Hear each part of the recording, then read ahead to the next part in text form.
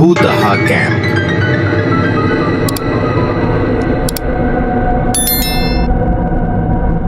यह एक ठंडी चांदनी रात थी जब चार दोस्त अयान, बिलाल, दानियाल और हसन अपने लंबे समय से प्रतीक्षित कैंपिंग ट्रिप के लिए निकले। कैंप साइट के आसपास का घना जंगल भयावह रूप से शांत था, सिवाय उनके जूतों के नीचे कभी कभार पत्तियों की सरसराहट के। जैसे जैसे वे अंदर गए, हवा ठंडी होती गई और उनके चारों ओर एक असहज सन्नाटा छा गया। मैंने सुना है कि यह जगह भूतिया है, हसन ने फुसफुसाते हुए कहा। उसकी आवाज मुश्किल से सुनाई दे रही थी। वे कहते हैं कि आधी रात के बाद जंगल में प्रवेश करने वाला कोई भी व्यक्ति कभी वापस नहीं आता।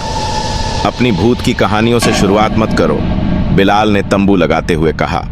भूत असली नहीं होते, यह सिर्फ एक जंगल है। लेकिन जैसे ही हवा मुड़ी हुई शाखाओं के बीच से गुजरी, बिलाल की हिम्मत भी डगमगाने लगी।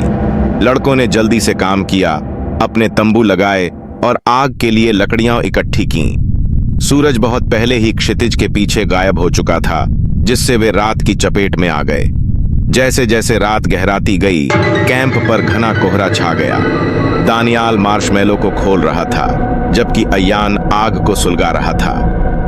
चलो डरावनी कहानियां सुनाते हैं, अयान ने सुझाव दिया, अपने विचारों के किनारों पर बढ़ती बेचैनी को दूर करने की कोशिश करते हुए।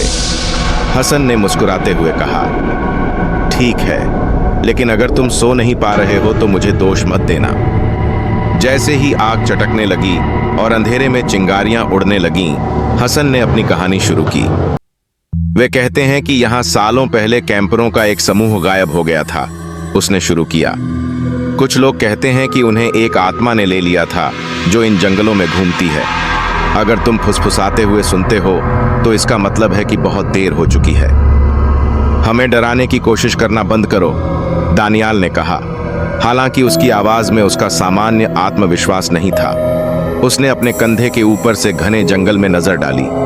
कोहरा अब और घना लग रहा था, भूतिया कंबल की तरह जमीन से चिपका हुआ था। जैसे ही हसन आगे बढ़ने वाला था, जंगल में एक अजीब सी आवाज गूंजी, एक दूर की खोखली हंसी।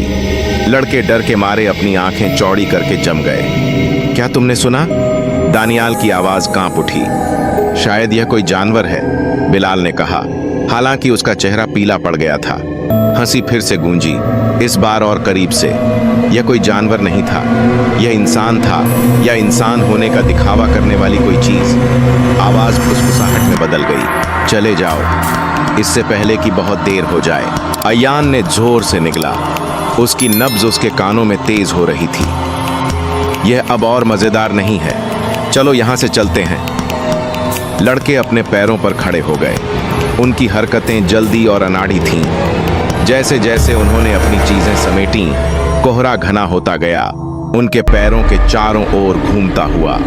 पेड़ों से छायादार आकृतियां उभरीं, उनकी आंखें एक अप्राकृतिक लाल रंग की चमक से चमक रही थीं। भागो! हसन ने अपने दोस्तों को रास्ते की ओर धकेलते हुए चिल्लाया। जंगल में दौड़ते हुए शाखाओं ने उनके कपड़े फाड़ डाले। चाहे वे कितनी भी तेज दौड़ें, फुसफुसाहटें उनके पीछे पीछे आती रहीं, जो तेज और अधिक आग्रहपूर्ण होती गईं। हवा भारी होती गई, मानो जंगल खुद उन्हें अपनी मुट्ठी में कैद रखना चाहता हो। दानियाल एक जड़ पर ठोकर खाकर गिर पड़ा, दर्द से कराह उठा। अयान और हसन ने उसे अपने पैरों पर खड़ा किया। डर ने उन्हें ताकत दी। बिलाल ने पीछे देखा और एक घुटी हुई सांस ली। उनमें से एक छायादार आकृति उनके ठीक पीछे थी। उसकी खोखली आंखें द्वेष से जल रही थीं। तेज चलो, बिलाल ने आग्रह किया। उसकी आवाज घबराहट से भरी हुई थी। वे झाड़ियों के बीच से निकल पड़े। उनके सीने में दिल धड़क रहा था। जंगल का किनारा असंभव लग रहा था, लेकिन वे रुकने की हिम्मत नहीं कर पाए। फुसफुसाहटें एक कोरस में बदल गईं। आवाजें एक दूसरे से टकरा रही थीं, एक साथ विनती और धमकी दे रही थीं। जब उन्हें लगा कि वे कभी नहीं बच पाएंगे, तो वे पेड़ों की कतार तोड़कर निकल गए। शहर की ओर जाने वाली सड़क उनके सामने फैली हुई थी, जो भोर की पीली रोशनी में नहाई हुई थी। कोहरा तुरंत ही छंट गया, पीछे सिर्फ खामोश जंगल रह गया। हांफते और कांपते हुए लड़के जमीन पर गिर पड़े। उनके अंग थकावट और आतंक से कांप रहे थे। बहुत देर तक उनमें से कोई भी नहीं बोला। वे क्या बोल सकते थे? कुछ भी समझ में नहीं आ रहा था, लेकिन डर वास्तविक था। हम सफल हुए, अयान ने आखिरकार फुसफुसाते हुए कहा। उसकी आवाज कर्कश थी। बिलाल ने कांपते हाथ से अपना चेहरा पोंछा। चलो फिर कभी यहां वापस नहीं आते। उन्होंने फिर कभी उस प्रेतवादी शिविर के बारे में बात नहीं की, लेकिन हर रात जब वे बिस्तर पर लेटे थे तो वे अभी भी अपने मन में उस डरावनी आवाज की हल्की प्रतिध्वनि सुन सकते थे। चले जाओ, इससे पहले कि बहुत देर हो जाए। अगर आपको हमारी कार्टून कहानी पसंद आई हो तो हमारे चैनल को सब्सक्राइब करें और बेल आइकन को दबाएं ताकि हर आने वाली कार्टून कहानी सबसे पहले आप तक पहुंच सके। थैंक्स।